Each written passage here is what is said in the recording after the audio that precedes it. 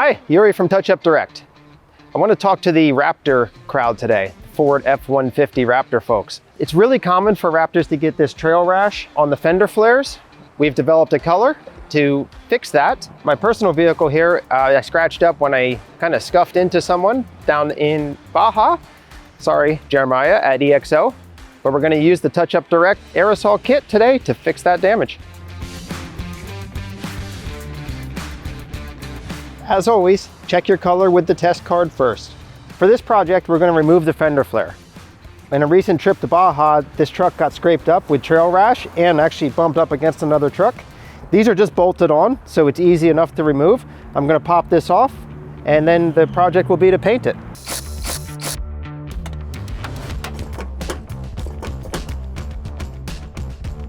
For the Raptor, we're going to assess the situation, what damages it's incurred. There's a few deeper scratches here. I looked this part up after this happened, and it was over $300 from Ford. So I figured, well, it's going to get beat up again, so I might as well just fix it. This is magnetic, which is a common Ford color, but what's uncommon is that it is matte finish. So we had to develop the correct clear coat for the part and for the color. There's quite a lot of this color on a Raptor. It's all the gray trim. So this will work on any 2017 and newer Raptor, and possibly the first gen as well. To get started, I'm gonna just dry sand some of these areas where it's gouged, just to see if we need to do any putty. Then we'll move to that.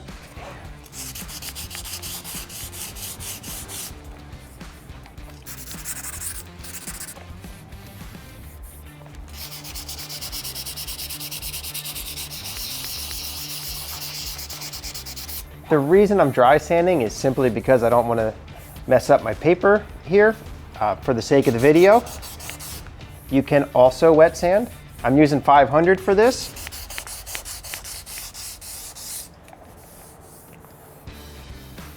There's definitely some gouges here that I think the putty would be worthwhile on. We'll be doing the TouchUpDirect putty there.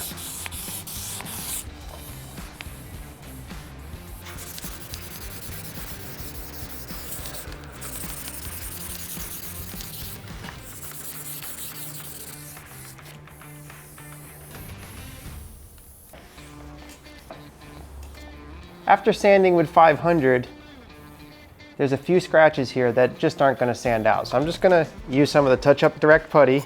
Our little spatula here.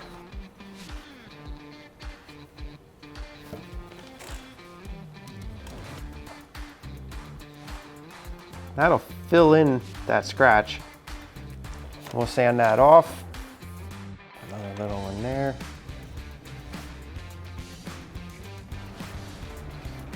Not too worried if I get some extra on there, it all sands off very easily. Okay, I'm gonna let the putty dry, then sand it smooth. I'm gonna wet sand it with some 500. Just trying to make it nice and smooth.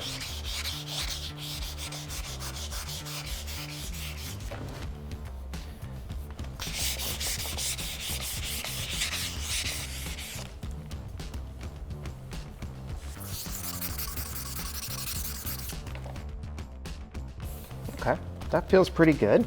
So now I'm just gonna scuff the rest of the part to get it ready for paint. Let it dry, clean it, let it dry.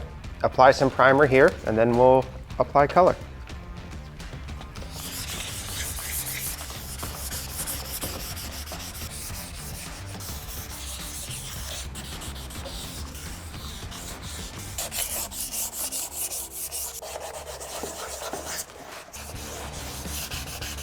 For this part, I'm not terribly worried about making sure this is all perfect down here. This is behind the rear wheel and it really gets beat up hard. It's always gonna get chipped up and nicked up, so I'm not too worried about it. I'm gonna paint over it and clear it so it'll be completely refinished, but I'm not concerned about it. It's not as cosmetically obvious as the other areas that we wanted to fix up. Now I'm gonna switch to 800 sandpaper because I sanded a lot here with 500, so I'm gonna switch to 800 to rub all the sanding scratches out, and then we'll be ready for primer. After I finished wet sanding it, I washed it again with Dawn dish detergent. Now I'm gonna use the wax and grease wipe and wipe the whole thing down just for one last cleaning to make sure there's no residual of any type of chemicals or anything on the part.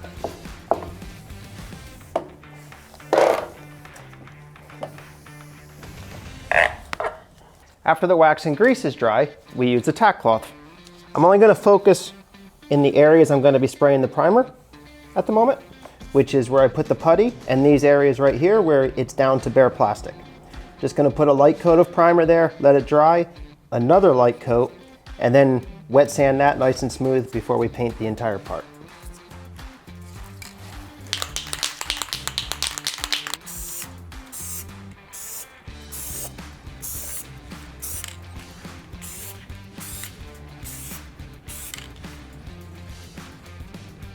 Now that the primer is dry, tack it again quickly.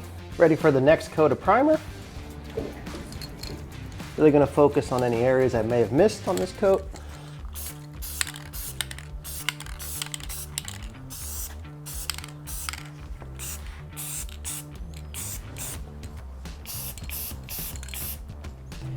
Now that the primer is dry, we're ready to wet sand it. I'm going to use 1500 to make it nice and smooth. There's a few small scratches still showing up here, but most of those will sand out. And I'm not really concerned about this looking 100% perfect. These scratches will hardly be noticeable. This truck gets used hard, so I just want it to not be visibly damaged.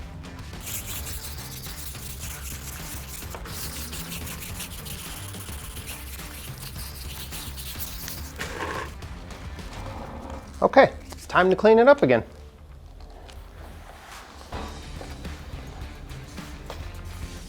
I went ahead and grabbed a block of wood just to prop this up so I could paint the edges nicely. Anything around the home that you can prop something up with to raise it and you're able to get a better uniform coat of color is really helpful. So I've cleaned the part that's, after sanding it. It's nice and smooth now. I'm feeling on the part here to see if there's any roughness where the primer transitions to color. It's all very nice and smooth. So that tells me we're ready to apply color. Just go over it with the tack cloth again. Try to eliminate any dust. So the color is Ford Magnetic Metallic, color code J7. But if you look for the color anywhere, you're never gonna find it because it's a matte finish. I don't know why Ford hasn't made it more readily available, but we did develop the color for it so that it'll match really nicely to the truck. And the clear coat will match.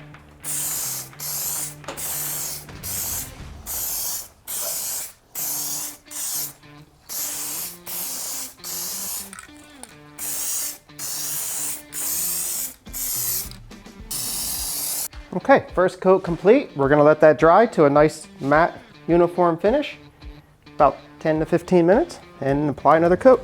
Okay, the first coat is dry. We're just gonna wipe very lightly with the tack cloth again, pick up any residual dust. Now we're gonna apply the second coat.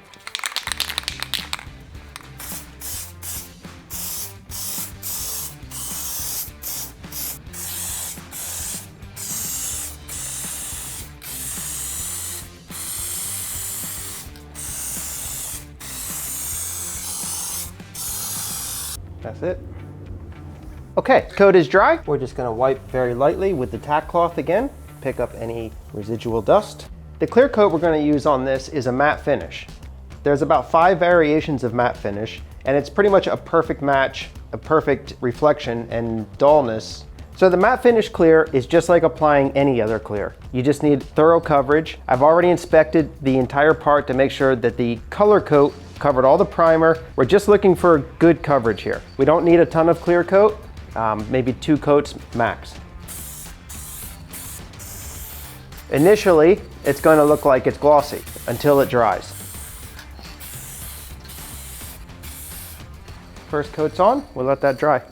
Coat is dry. We're just going to wipe very lightly with the tack cloth again, pick up any residual dust. Okay, we're ready for our next coat of clear coat. This dried really nice and uniform. We want to put one more coat on just for extra protection. It's a common misconception that more paint and more clear coat is better. It's not really the case. Over time, it can affect the longevity of the paint if you have too much paint or clear coat. So we're going to put one more coat on, let it dry, then it's ready to be mounted back on the Raptor.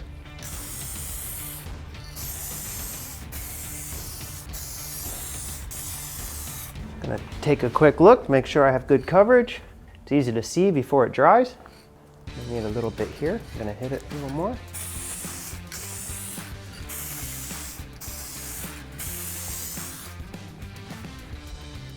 That's it. We'll let that dry and mount it back up. Now that the paint's dry, we're ready to bolt this back onto the Raptor.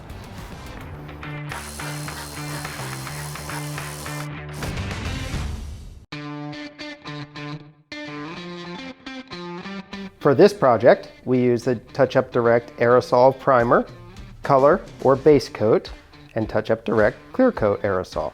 We also use the TouchUpDirect Putty, sandpaper, tack cloth, and wax and grease remover.